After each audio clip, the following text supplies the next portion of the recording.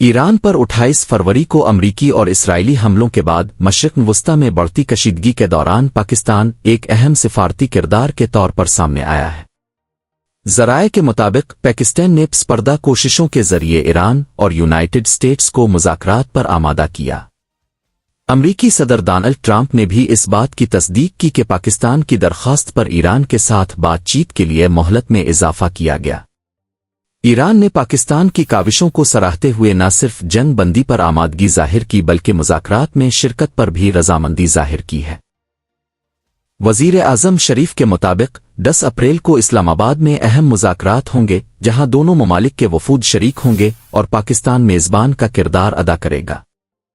تجزیہ کاروں کے مطابق پاکستان جو ماضی میں سفارتی تنہائی کا شکار سمجھا جاتا تھا اب اپنی فعال خارجہ پالیسی کے باعث عالمی سطح پر ایک اہم ثالث کے طور پر ابھر رہا ہے۔